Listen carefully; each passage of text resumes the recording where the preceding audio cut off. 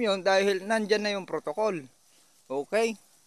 Ilalatag na natin yung protocol para makatulong sa inyo na nandyan na yung magandang balita na pinag-aralan ng mga expert dyan sa Agritipid PH. At nagpapasalamat din kami kay idol natin dyan, Master Engineer Danilo Bulos ng Nueva Ecija. Yan yung nakahawak ng Masagana Ani 300. Okay, siya yung talagang naunang umaani dyan ng malalakas. 300, mahigit 300 kaban per hectares. Ilang taon na hawak niya.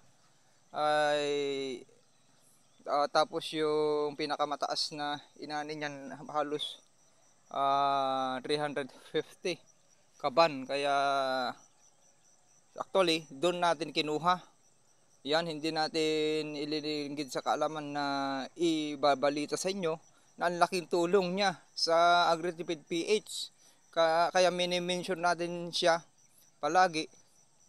Kung hindi siya, mahihirapan din kaming i-break yan, world record na yan, at pagandahin yung ani natin ng kahit mahigit sa 10 tons. Dahil ibinigay niya yung mga kasamahan natin dyan, nagtanong sa kanya, at nagtanong na rin ako. Ngayon, yung lahat ng ibinigay niya na detalye ay pinagsama-sama namin yan. Okay? Kaya nga maraming salamat sa akon. May binigay siya ng mga protocol niya. Dami ng binhi, planting distance, puno, bawat tundos ay napakahalaga yung tatlo na nakuha lang na informasyon sa kanya. Tapos yun ay pinag-aralan natin. Okay? Pinag-aralan natin, nag-actual tayo, nag-actual ako dito banda, yung noong palusot, okay, third cropping ko dyan, nag-actual tayo sa 1 puno, 2 puno, 3 puno, 5 puno at 10 puno, bawat tundos, planting distance 15, 15, 20, 20, 25, 30, at nakita natin na maganda yung 3 to 5 puno bawat tundos, okay, yun yung good morning mga ka-Agritipids. Time check 6 o'clock at ang araw ngayon ay ang araw ngayon ay March, ano na ba ngayon? 2024 na ba? Ayan, okay. Yung pwede na nating ikon to i-graph overcoat mansanas, okay, Fuji apple.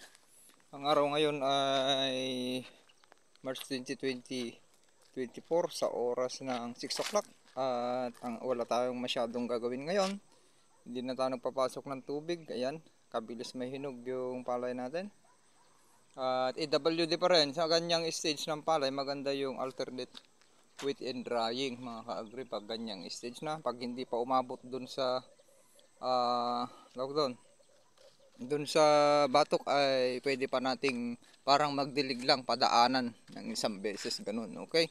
Ang palay natin ay nasa edad 1 na, magsi 70 ngayon, sumagad magsi 77 days mula nung nailipat tanim dito mismo sa ating punlaan. Ayan, ito yung punlaan natin dati.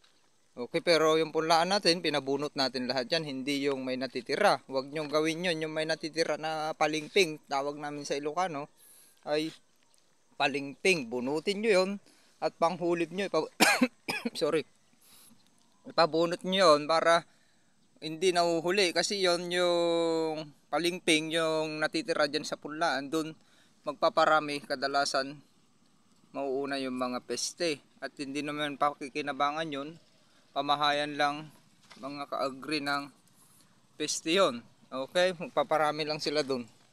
Kaya bunutin nyo, i-transplant nyo, mas maganda pa rin para mas maraming maaani. Kagaya nyan, di ba, na i-transplant 1 into puno bawat tundos yung pagkatanim dito. Dahil nga naglas sila dito, ay paubos na yung punla, ay iniwinan into nila. Pero ang maganda, pidis, tawag namin sa Ilocano, ang maganda dun ay linapit nila, halos 15-15. Kaya tignan nyo naman, sa ganda ng protocol natin at sa ganda ng quality ng binhi, naubo tayo. Sorry. Ay nagsowi yan ng 20 to 30, kaya ganyan yung nakikita nyo, ganyan kakapal. Yung variety na yan, okay? Sabi ko nga, variety, Longpin 2096. Nasa quality ng seeds, una nakasalalay, pagpili ng binhi yung magandang ani. Dapat yung piliin natin yung may mga katangian na matibay, maraming bilang ng butil, at nakita natin sa mga maximum yield or minimum ay kaya niya ng 10 tons, mahigit ganun. Okay? Inuubo ako, ayan oh, sagad na sagad. Ganyan pag naisagad yung batok, pansinin nyo, green pa yung plug lip shape. Sabi ko nga sa mga kasama natin dyan sa group chat sa Agritipid PH, kung ganyan magpahinog palay nyo, hihirit pa. Okay? Pwede pang humirit ng isang uhay. Kaya niya pang pahinugin. Unlike pag patay na, yung plug lip shape, yan yung pinakakusina, las dahon. Plug lip shape, tawag natin dyan, plug lip shape, antena, canopy. Okay? Yan yung kusina. Para sa madali salita, kung maintindihan ng mga old farmers natin dyan, kusina. Ibig sabihin, kung yung kusina sunog, yun yung nagiging dayami. Unang namatay, nasunog yung kusina natin, makakapagluto ka ba? Yun yung isampul natin para madali nyo maintindihan. Siyempre, hindi makakaluto yung palay. Ibig sabihin, pag hindi makaluto, nagsaing si nanay sa kusina na tawag doon, nawalan ng gasol, hindi nakaluto, ibig sabihin nakusel, sabi sa Ilocano, yun yung sa batok ay hindi nabuo, nakusel yung hindi totally na naluto yung bigas. Okay? Yung pag kinagat mo ay hindi malambot, may matigas-tigas pa, ganun yung nakusel. Ito naman yung SL28H natin. Ayan. Sa edad na 70, magsi 77 days ngayon. Dito na lang tayo dadaan. Sa gitna naman, huwag na dun. Ayan, pansin ninyo. Ganito nangyari kay, congrats kay Madam from UK, okay? Kay Madam Gracia, sabihin na nga natin kasi itinatag naman dun sa Facebook account natin yung pinupost natin na kwan niya, kasi napaka-humble na tao po yan. Halos ayaw niya sanang idikit yung pangalan niya dyan, banggitin. At wala, naitatag pa rin yung mga kaibigan niya dyan sa group chat ay hindi maiwasan na maitag siya. Kaya yung palay ni Ma'am Grace dito, walang binatbat yung palay natin sa sowi. Marami yung sowi yan, yung pang world record niya, pati yung SL19, yung nakikita nyo kalalaki na palay dyan, hanggang dibdib yung palay nun. Baka umabot pa sa gagleg pag linusungan nyo. Walang binatbat itong palay natin, okay? Pero pansinin natin kung kaya natin pabuuin yung batok nito. Baka wala, kulang kasi tayo ng binhi. Kaya natin yun basta may sapat na sustansya. Tapos binhi natin ay nasakto. Kinulang kasi tayo ng binhi na kasi kulang talaga. Kaya tignan natin. Kung mabuo naman natin yung batok nan, ay napakadaling anihin yung 200 kaban per hectares. Pero yung target niya na pang world record ay may hirapan pa tayo doon. Mayroon time yun para sa wet season. Gawin natin yun. Madali na lang niya gawin yun. Madali nang gawin ng Agritipid PH team yun dahil nandyan na yung protocol. Okay? Ilalatag na natin yung protocol para makatulong sa inyo na nandyan na yung magandang balita na pinag-aralan ng mga expert dyan sa Agritipid PH. At nagpapasalamat din kami kay idol natin dyan, Master Engineer Danilo Bulos ng Nueva Ecija. Yan yung nakahawak ng Masagana Ani 300. Okay, siya yung talagang naunang umaani dyan ng malalakas. 300, mahigit 300 kaban per hectares. Ilang taon na hawak niya. Ay tapos yung pinakamataas na inani niyan halos 350 kaban. Kaya Actually, doon natin kinuha. Yan, hindi natin ililinggid sa kaalaman na ibabalita sa inyo na ang laking tulong niya sa Agritipid PH. Kaya mini-mention natin siya palagi.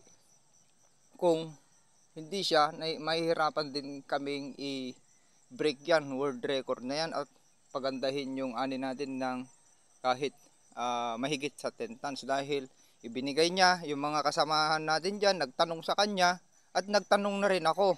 Ngayon, yung lahat ng ibinigay niya na detalye ay pinagsama-sama namin yan. Okay, kaya nga maraming salamat sa may binigay siya ng mga protocol niya.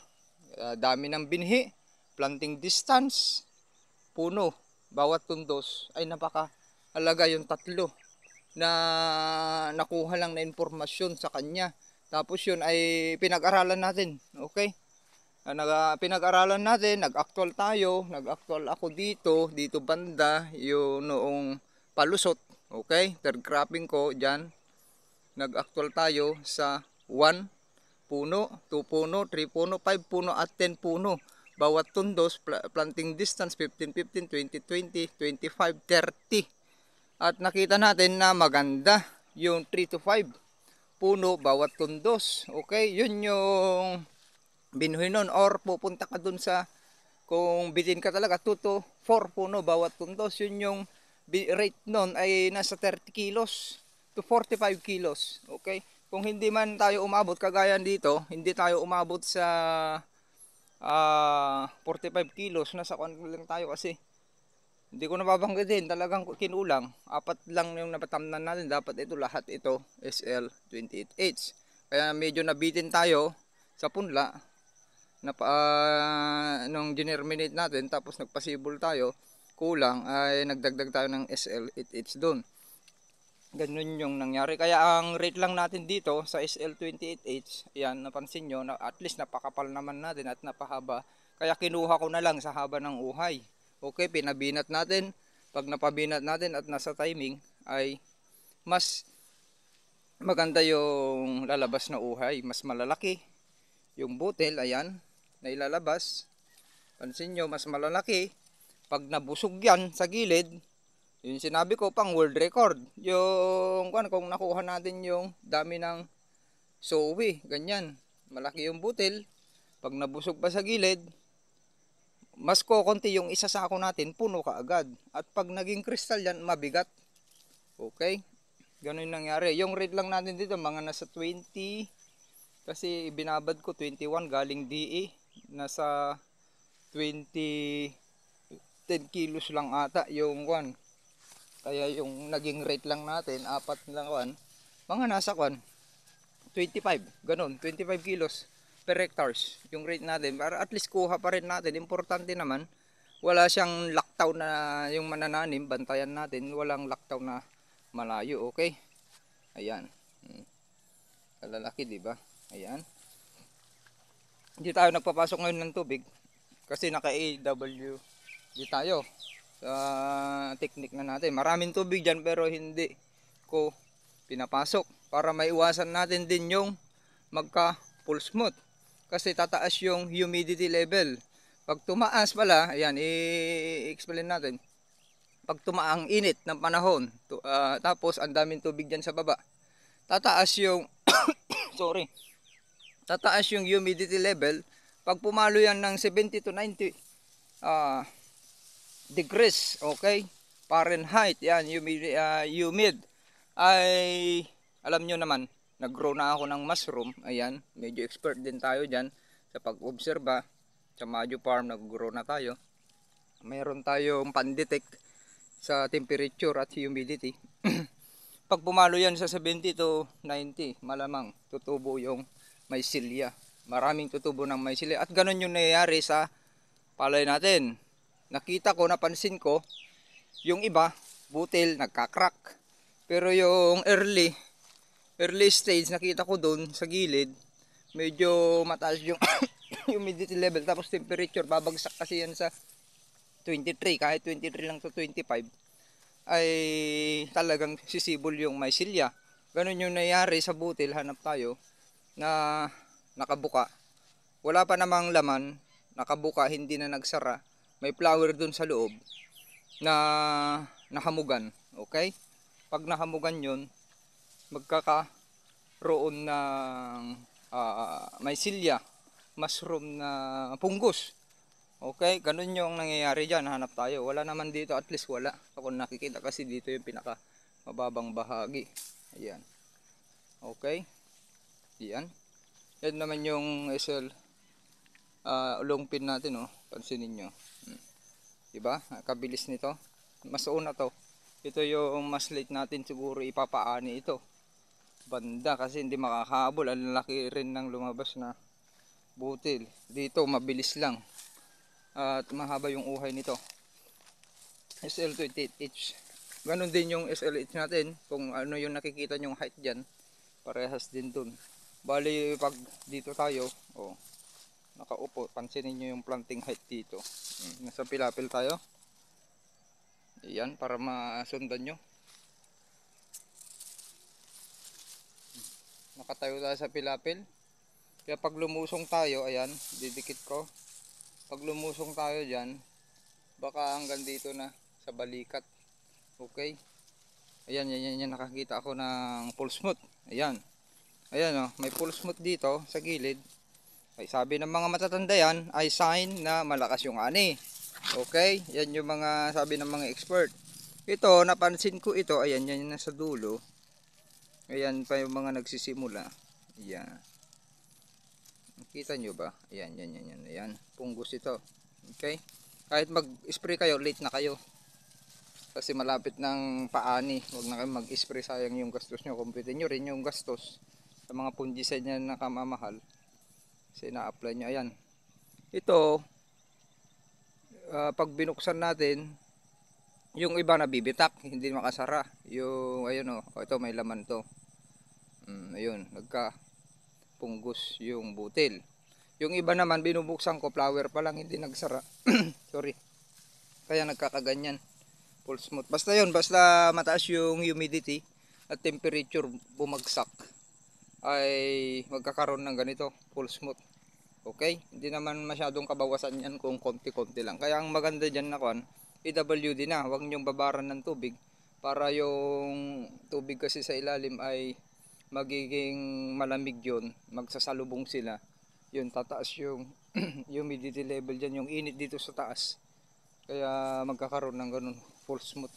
O ayan, hanggang dito yung SL28H natin. Hanggang dyan lang, 4 na pinitak. Kaya pag anihan, i-compute natin ito kung ilan yung mapapalabas natin. Okay? Sa which season tayo magbe-break ng world record ulit. Yung mga admin natin dyan, i-break 600 kapan. Tinuloko ko nga sila 500. Pag ilan yung anihin ni Madam Gracia. Kasi tignan natin yung sukat nun 3,000. Parang wala pang 3,000 ay papalo yun sa 500 mahigit or 552 kung 2.5 K square meter lang yung natamnan nun. Okay? Kinulang din kasi ng binhi siya, kaya yun lang yung talagang nagawan ng protocol na sakto. Yung the rest na ay 1 and 2 puno bawat tuntos na kasi kulang talaga ang luwang nung sakahan. Okay? Ganun na lang. Tara, ayan yung SL28 natin. Tara dun sa SL8. Ito yun naman yung mamaya tayo dyan. Meron pa tayo, may 16 minutes na tayo. Tara, bilisin natin. Ano pa? Gusto nyo i-discuss? Magbigay kayo ng kung dyan, topic natin dyan at i-discuss natin ng actual. Kaya para hindi sabihin kwentong barbero na, para naman tayo nagbebenta ng, para tayong gaya ng iba na networker dyan, hindi man networker, nagbebenta ng kwento. Ayaw natin ng ganon. Dapat ang ibenta natin yung katotohanan, hindi yung kwentong barbero lamang, mga ka-agritipids. Ayan. Meron tayong mga whitehead dyan, late attack, hindi nakabawasan yan. Okay? Sabihin na natin isang kaban. Okay? Para kung na ganun lang mag-compute. Oh, hindi nakabawasan yun kung malakas yung anin nyo, powerful yung protocol ninyo. Ito yung SL, it's natin. Oh, ayan, 'di ba? Di naman sila nagkakalayo kung sa planting height. Magkamukha nga sila eh, SL19. Oh, di ba? SL8H. Magkamukha sila. Mm. Sabi ko nga sa'yo, magkakamukha yung tanim natin kahit yung longpin variety, magkamukha sa flag leaf sheep. Okay, sa uhay lang sila nagkaiba. Pero sa flag leaf sheep, parehas sila na strong. Tapos, mas malapad yung flag leaf sheep nito dahil nga mas malaki yung maraming bilang yung at puno. Kailangan talaga na mas malaki yung niyan. Ilalabas niyan. Ayan yung SL8H natin, ayan. Tapos 'di ba magkamukha dun sa SL28H? Mm. 'Di ba? Yan, wala na tayong masyadong gagawin, mag-vlog muna tayo para masundan nyo. Sana ani tayo dito ng pag-area. Okay? Kahit pon lang 150. Pero masama loob natin sa 150 lang na ani, hindi na ganun yung target natin. Tinaas na natin yung level ng kuan natin, target. At least kuan tayo 200, okay? 10 metric tons na tayo. Pag naka-world record si Madam Gracia, pinagpipray natin kasi siya talaga yung may budget dyan. Okay, hindi natin kaya yung budget niya, hindi ko kaya yung budget na ganyan. Kaya nga nagtitipid tayo. Si Agritipid, kaya nga Agritipid yan group, pangalan ng kuan natin. Matagal na tayo nagtitipid. Halos ayaw natin gumastos. Okay, sa pamamaraan, pero hindi tayo nalulugi. Maganda pa rin yung ani, doon naman tayo bumabawi. Okay, yan, leaf folder. Wala namang laman. Ano pa ang i-discuss natin? Yan, views nyo na lang. Ito dito tayo nagsampling noon. Ganyan na yung palay dito. Diyan tayo bumunot ng SL88H, SL8H. Diyan tayo bumunot ng longpin 2096. Okay, tapos yung SL28H doon tayo banda doon. Ito yung itinanim na malayo. Di ba? Lalaki na. Ang tangkad niyan. Ganyan, mas matangkad pa dito. Pag linusungan natin yan, hanggang liig yan. Hanggang bunganga. Okay, ganun na lang. Sharing is caring. SL8 natin hanggang dito. 2 pinitak lang. Kaya nga nabibitin tayo. Bumili ako ng binhi na SL. Kulang pa rin. Kaya ayun, tagpi-tagpi yung palayan natin. Pero sanay naman tayo na kuan. Kaya natin pagsabayin yan. Putol-putol yung kuan natin. Mas maganda ngayon. Mas gusto ko yung may challenge. Kasi ang pagpaparming ay walang tigil na proseso yan. Na pag pananaliksik, pag tumigil ka, talo ka. Kaya yun yung ginagawa natin. Tara na, sharing is caring. Ayan. Tara na, dito naman tayo sa kuan. Okay, kakat na natin. Pause muna. Tara dun sa nakaiwalay, pakita ko lang sa inyo. Yan yung likod ng piggery. Okay, longpin 2096 ito. Ayan, may mapapansin nyo sa gilid, meron tayong mga whitehead pa isa-isa. Okay, hindi na nga, ulitin ko, hindi nakabawasan yan. Okay, sa isang kaban lang yan, hindi na tayo mababawasan, lalo't patigas na yung longpin natin, kabilis.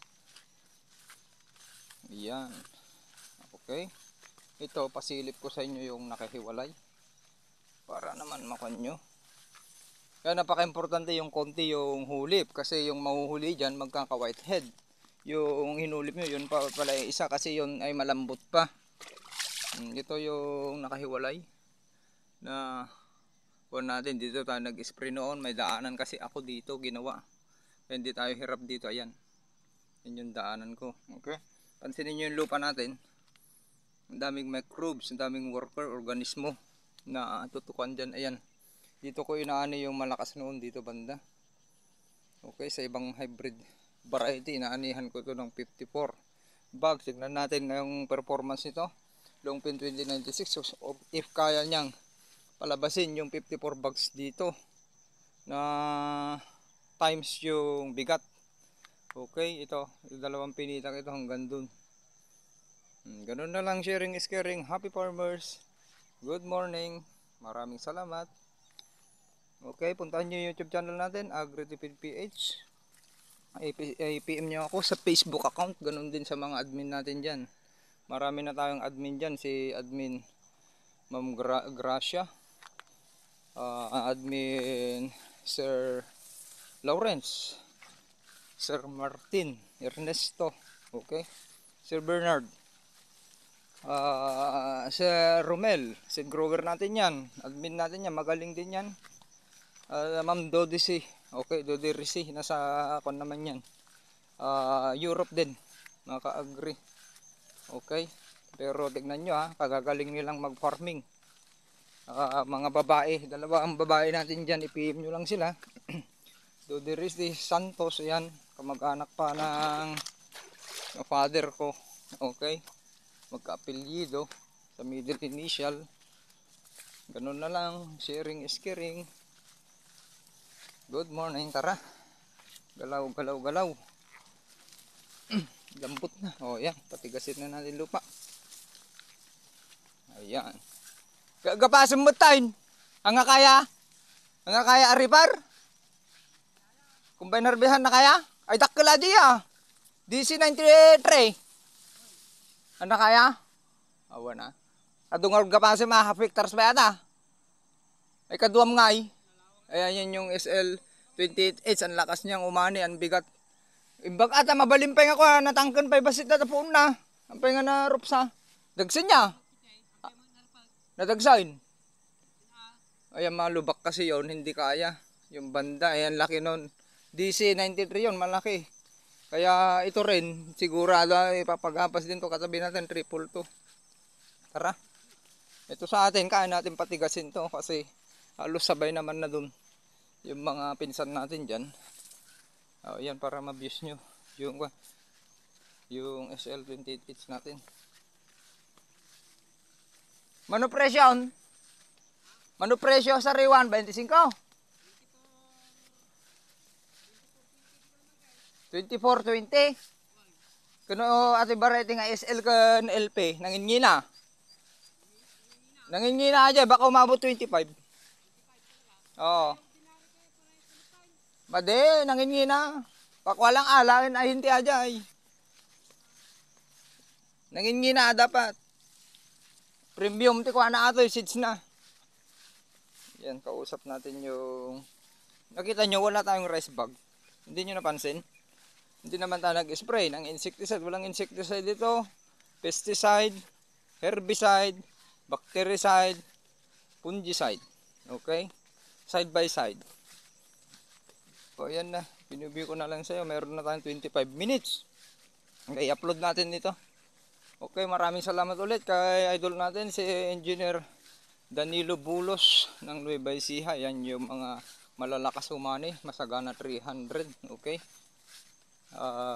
Kumuha sa kanya tayo pumulot ng ibang ideas. Gaya ng sinabi ko kanina sa una. Tapos magpapasalamat din tayo sa napakagagaling ng mga admin natin dyan. Meron tayong ako dyan, magaling din dyan. Admin gaya ni Sir Lawrence. Okay. Na pamilya ng DA Pilroyce Nueva Ecija. Yan, nandyan yung mga kanya magulang niya dati. At meron din tayong magagaling mga top yielder natin dyan na umaani na ng 10 tons mahigit 265. Si Sir Ernesto Martin. Okay, sila Sir Bernard, Ma'am Dodirisi, matagal na umaani yan ng 200 mahigit 220 ganon sa variety na lungpin. Okay, sa SL naman, SL19 yung tanim niya. Okay, ganon na lang. Happy farmers. Maraming salamat. Bye-bye. Magandang buhay. Sama-sama, tulong-tulong, itaas ang ani at kita ng bansa.